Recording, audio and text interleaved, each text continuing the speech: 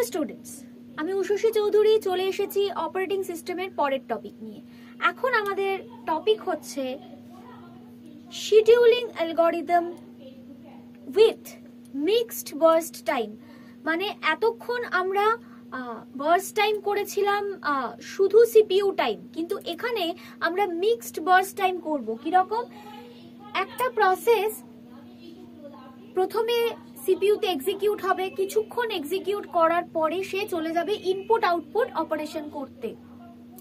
করার পরে সেখান থেকে আবার কিউতে চলে আসবে এবং আবার সিপিইউ প্রসেস চলবে। তার মানে প্রথম মিক্সড বার্স্ট টাইম হবে, বার্স্ট টাইমটা ভাগ হয়ে যাবে। কিছুক্ষণ সিপিইউ এক্সিকিউট করবে, তারপরে ইনপুট আউটপুট অপারেশন করবে, তারপরে আবার সিপিইউ এক্সিকিউট করবে।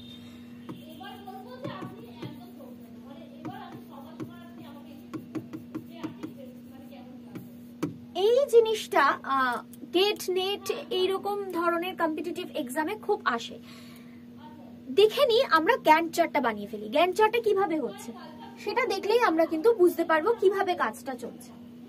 আচ্ছা, এখানে প্রায়োরিটি দেওয়া রয়েছে। এখানে তার মানে হচ্ছে মোড হচ্ছে ক্রাইটেরিয়া হচ্ছে প্রায়োরিটি, মানে প্রায়োরিটি যার বেশি তাকে আগে অ্যালোকেট হবে এবং যার কম তাকে পরে অ্যালোকেট করব। আর higher the priority higher the number higher the priority, মানে 1 হচ্ছে হাইয়েস্ট প্রায়োরিটি, ঠিক আছে, আর 4 হচ্ছে লোয়েস্ট প্রায়োরিটি। আর আমাদের মোড হবে প্রিএম্পটিভ। তার মানে কি, কিছুক্ষণ সিপিইউ এক্সিকিউট করার পরে ও চলে যাবে, মানে পুরোটা কমপ্লিট হবে না, ও কিছু একটা কাজের জন্য চলে যাবে। এখানে তো দেখাই যাচ্ছে কারণ ও ইনপুট আউটপুট অপারেশন করতে যাচ্ছে, পুরোটা কমপ্লিটলি এক্সিকিউট হচ্ছে না। তার মানে এটা হচ্ছে মোড হবে preemptive, mode preemptive. Criteria priority.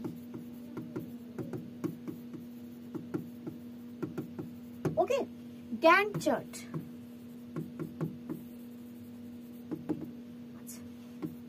কি হচ্ছে? প্রথমে অ্যারাইভাল টাইম সবসময় আমরা দেখবো জিরোতে কে এসেছে। জিরোতে এসেছে P1, তাহলে জিরোতে P1 এসেছে। কতক্ষণও চলবে? যেহেতু প্রিএম্পটিভ আমরা এক টাইম ইউনিট করে করে বাড়াবো, তাহলে হচ্ছে 1। ওকে, আমি 1 দিয়ে দিলাম।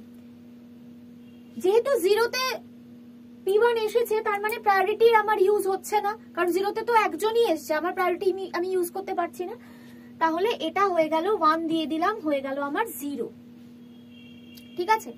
যেই 0 হয়ে গেল মানে সিপিইউটা এক্সিকিউট হয়ে গেল, ওর ইনপুট আউটপুট অপারেশন এখানে শুরু হয়ে যাচ্ছে। P1 এর ইনপুট আউটপুট অপারেশন এখানে শুরু হয়ে যাচ্ছে।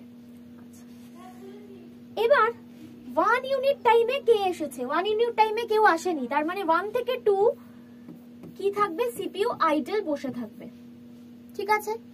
আবার 2 তে কে এসেছে? 2 তে P2 এসছে। 2 তে একমাত্র P2 এসছে, P1 আর P2। P1 এর তো কমপ্লিট হয়ে গেছে, ওর ইনপুট আউটপুট অপারেশন শুরু হয়ে গেছে। তাহলে আমি P2 কেই একমাত্র অ্যালোকেট করতে পারি, P2। এটা হয়ে গেল 2। আচ্ছা 3। আচ্ছা 3 তে কে কে এসেছে? P3 এসছে, P4 এসছে।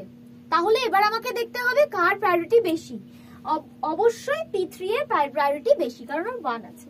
তাহলে আমি P3 কে অ্যালোকেট করে দিলাম। কতক্ষণ? 4 ইউনিট অবধি। এটা হয়ে গেল 1। 4 এ নতুন কোনো প্রসেস আসেনি, তাহলে আমাকে প্রায়োরিটিটাই দেখতে হবে। কার প্রায়োরিটি বেশি?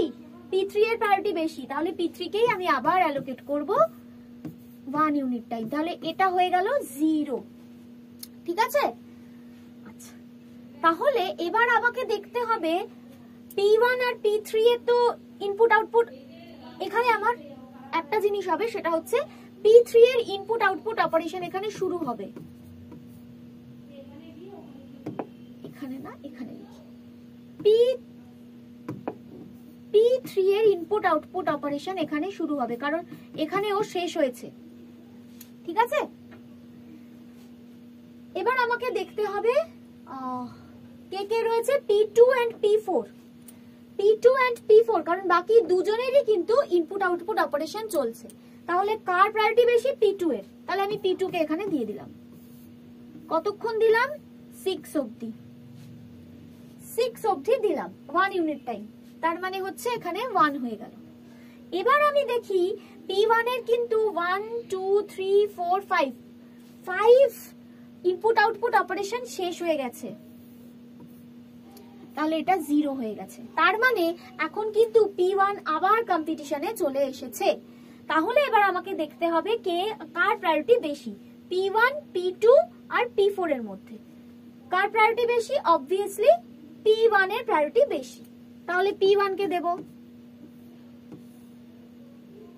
কত দেব 1 ইউনিট টাইম, তার মানে হলো 7। ঠিক আছে, আবার আমি দেখব আবার কার প্রায়োরিটি বেশি, অবশ্যই P1 এরই বেশি, তাহলে P1 কে আবার দেব কত ইউনিট টাইম দেব 1 ইউনিট টাইম 8, তাহলে P1 এর পরে রইল 1। এবার আমি দেখি P3 এর কিন্তু ইনপুট আউটপুট ছিল 3, তার মানে 1 2 3 এখানে কমপ্লিট হয়ে গেছে, এটা এখানে 0 হয়ে গেছে, তার মানে P3 আবার কিন্তু কম্পিটিশনে চলে এসেছে। ঠিক আছে, তাহলে এখন কে কে কম্পিটিশনে আছে,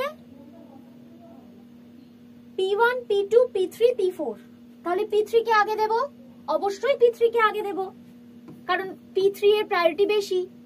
P3 কে দিয়ে দিলাম 9, তার মানে এখানে P3 কিন্তু কমপ্লিট হয়ে গেছে, পুরোপুরি ভাবে কমপ্লিট হয়ে গেছে, P3 এর আর কিচ্ছু বাকি নেই।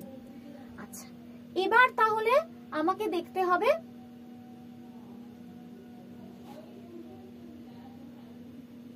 P1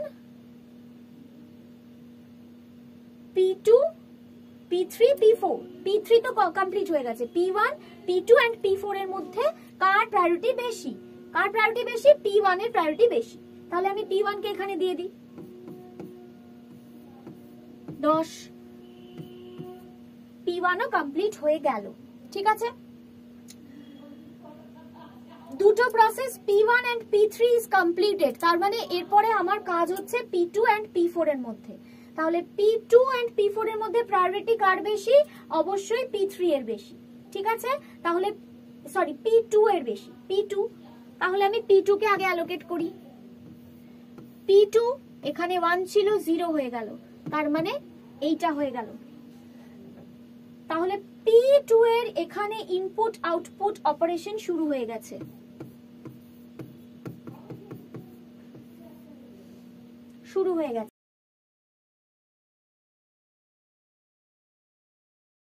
তার মানে এখন আমার কাছে কম্পিটিশনে রয়েছে একমাত্র P4, তার মানে আমি P4 কেই একমাত্র দিতে পারি, তাহলে P4 কে দিলাম, কতটা দিলাম 12, আবার P4 কেই দিতে পারি কারণ আর কেউ নেই 13, 0, তাহলে এখান থেকে আবার P4 এর ইনপুট আউটপুট অপারেশন শুরু হয়ে গেছে, কতক্ষণ চলবে, 4টে চলবে, আর এর কতক্ষণ চলবে, P2 এর 3টে চলবে, তার মধ্যে দুটো অলরেডি হয়ে গেছে, তাহলে একটা টাইম ইউনিট বসে থাকবে কম্পিউটার বা সিপিইউ আইডল।